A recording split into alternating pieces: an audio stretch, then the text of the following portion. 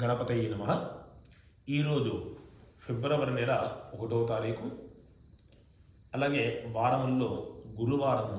దీనిని బృహస్పతి వాసరం అని పిలుస్తూ ఉంటారు. ఈ రోజున పుష్యమాస బహుళ షష్ఠి ఉదయం 10:38 వరకు ఉన్నది. తదుపరి సప్తమి ప్రవేశిస్తుంది.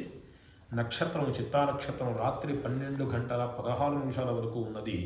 తదుపరి స్వాతి నక్షత్రం ప్రవేశిస్తుంది. అలాగే యోగము ధృతి యోగము ఉదయం 9:43 వరకు ఉంది.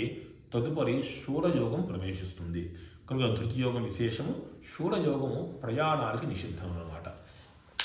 కనుక తర్వాత ఎవరైనా సరే ప్రయాణం చేయాలి, తప్పదు వెళ్ళవలసి వచ్చినప్పుడు భోజనం చేసి వెళ్ళటం వల్ల ఆ శూలయోగ దోష నివారణ అవుతుంది. మనం ఏ 11ంటికో ట్రైన్ ఎక్కాలి, వెళ్ళాలి, కుదరదు అనుకున్నప్పుడు, తప్పక వెళ్ళాలి అనుకున్నప్పుడు శూలయోగం అనేది ఉన్నది. కాబట్టి చక్కగా కొంచెం భోజనం చేసినప్పుడు పెరుగన్నం తిని పంపిస్తుంటారు. మన వివాహ అప్పగింతలప్పుడు కూడా ఆ సమయం బాగుండొచ్చు, బాగుండకపోవచ్చు. తల్లి పెరుగన్నం తినిపించి కూతుర్ని పంపిస్తుందా, అట్లాగే కొంచెం పెరుగన్నం తిని బయలుదేరినప్పుడు ఆ దోష నివారణ అవుతుంది. కనుక దాన్ని మీరు గమనించవచ్చు. ఏదైనా సరే ఎప్పుడైనా మంగళవారం ప్రయాణం చేయాలనుకున్నా, కొంత వర్జ్య దుర్ముహూర్తాలు ఉన్నాయి, తప్పక మనం వెళ్ళాలి, తప్పదు అనుకున్నప్పుడు ఇటువంటి రెమెడీని మనం ఆచరించవచ్చు.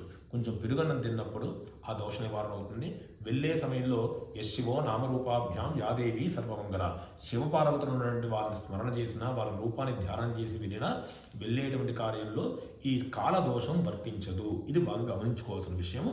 అదేవిధంగా ఈరోజు కరణం వనజకరణము ఉదయం 10:35 వరకు ఉన్నది. తదుపరి భవకరణం ప్రవేశిస్తుంది.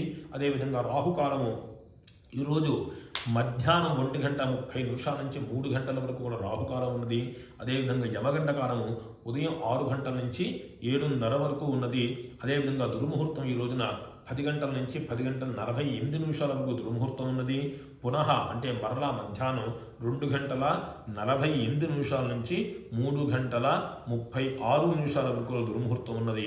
అదేవిధంగా వర్జ్యము ఉదయం 6:52 నుంచి ఉదయము 8:36 వరకు వర్జ్యం ఉన్నది. మరల పునః రాత్రి తెల్లవారుజామున అంటే మొరనాడు తెల్లవారితే 2వ తారీఖు అనగా మొరనాడు తెల్లవారుజామున 6:11 ప్రారంభం అవుతుంది. అదేవిధంగా అమృత ఘడియలు ఈరోజు సాయంకాలం 5:18 నుంచి 7:02 వరకు అమృత ఘడియలు ఉన్నాయి. ఇది ఈరోజు ఉండే కాల ప్రమాణాలు. అమృత ఘడియలు ప్రదోషకాలంలో ఈరోజు రావడం విశేషము. ప్రదోషకాలంలో ఏ పని ప్రారంభించినా, అదేవిధంగా ఇటువంటి దీపారాధన చేసినా, ధ్యానం చేసినా, ఇటువంటి శివారాధన చేసినా కూడా గొప్ప ఫలితాన్ని ఇస్తాయి. ఈరోజు షష్ఠి కూడా రావడం వల్ల సుబ్రహ్మణ్య స్వామి దర్శనము, సుబ్రహ్మణ్య నామ స్తోత్ర పారాయణాదులు శుభాన్ని కలగజేస్తాయి. శుభం భూయాత్.